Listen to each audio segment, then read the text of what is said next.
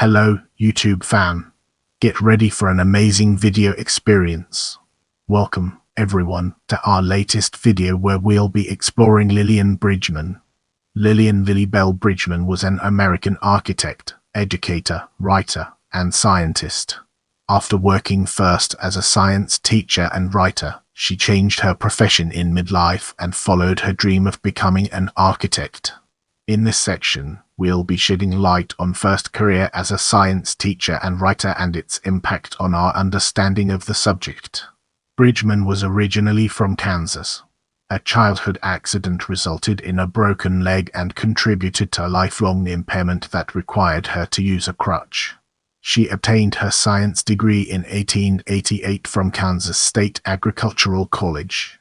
She was impressed by a textbook by Professor Joseph LeConte of the University of California, Berkeley, and decided to study science under him, earning a master's degree in 1893. After graduation, she taught physics and chemistry at several schools in California, including the California School of Mechanical Arts, between 1893 and 1910. She was also a writer, offering short stories and poems which were published in popular journals. In 1898, she enrolled for further graduate studies at Cornell University but fell seriously ill and had to drop out. During her recovery, she dreamt of building her own house and was encouraged by her friend, architect Bernard Maybeck, to sketch her ideas. After buying a small property near Blackberry Canyon in Berkeley with an inheritance, she hired an architect, William Knowles, to prepare the construction drawings.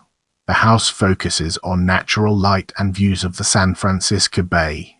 The home's exterior is clad with brown shingles as typical for First Bay tradition houses. The interior featured local unpainted redwood paneling and built-in window seats that could be transformed into beds for visitors. In 1908, she added a studio on the upper part of the property which would later serve as her architectural office. For many years, Lilian Bridgman lived with her sister, Irene, a nurse, sometimes staying in the studio and renting out the front house to boarders. Let's zoom in on second career as an architect and understand its implications. After this first architectural experience and being frustrated with her low-paying job as a female science teacher, Bridgman started her second career and, at the age of 44, quit her job and enrolled from 1910 to 1912 at the University of California to study architecture. After having gained practical experience as a draftsperson in the office of Walter Ratcliffe, she became a certified architect in California in 1915 and opened her own office in downtown Berkeley in the First National Bank building. Not uncommon for beginning practitioners, her clients were family members, friends, or word-of-mouth referrals, often women of her large circle of friends. She received one of her first major commissions, the Orchard Cottage for Millicent Shin in Niles, California today, Fremont, in 1916. Her early work is strongly influenced by the philosophy of the Hillside Club, of which she was a founding member. The club promoted a rustic architecture to enhance the natural setting of the north side of Berkeley. The ideas were published in 1904 by Charles Keeler in a booklet, The Simple Home. After the 1923 Berkeley fire, Lilian Bridgman was among the architects involved in the rebuilding of Berkeley. She used the Hotel White Cotton as a meeting place with clients. The fire led to a change in building materials from shingled walls and cedar shake roofs to the use of stucco and tile roofs, which can also be observed in the architecture of Bridgman. Lilian Bridgman did not only contribute to the environment of Berkeley with her simple and harmonious houses, but was also involved in the community and lectured to educate the public about building homes. One example is her lecture, Art in House Building in Relation to the Community and to Purposes of a Home, which she presented to the College Women's Club. She was also active in the Association of Collegiate Alumni, now the Association of American University Women, AAUW, and the National Housing Association, and served on their national committees. In this section, we'll be peeling back the layers of Bridgman's work to reveal its true essence.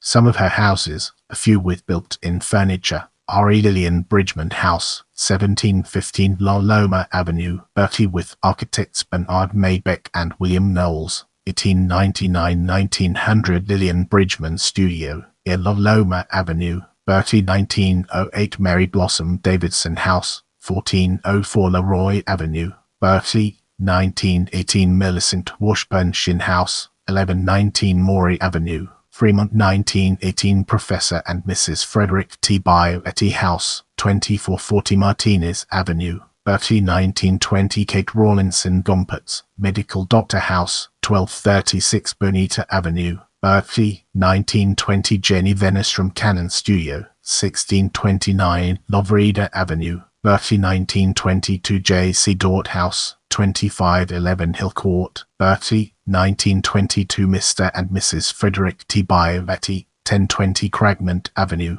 Berkeley. Rebuilding of the original house destroyed in the 1923 fire. Mary Blossom Davidson House, rebuilding of the original after the 1923 fire. Hill House, jewelry workshop for Susan L. Hill, 3132 Eaton Avenue near Garden, Berkeley. 1920 for Leroy Stevens Ranch House, 13,581 Robalder Road, Los Altos Hills. 1925 Dr. Clarence Will's Hunting Lodge, now Rancho Diablo, Upper Valley Happy Road, Lafayette. Early as Mrs. J. H. Barker House, 3872 Trito Street, Oakland. 1931 Biovetti Studios, 266163 LeConte Avenue, Berkeley. 1939. There are more houses, additions, workshops and other accessory buildings shown on architectural drawings and photographs in the Lilian Bridgman papers of the Bancroft Library, which could not be located, dated or determined whether they were actually built. Some of her writings are various pieces of prose in the Overland Monthly, August 1892, September 1894, January 1895, March 1895, April 1896, February 1898. Lost Prairie, Harper's Magazine, Ca. 1910. Spirit and Flesh, Century Magazine, Ca. 1899. To a Wafer, Harper's Magazine, February 1906. Have any questions or topics you'd like me to cover in future videos? Let me know in the comments.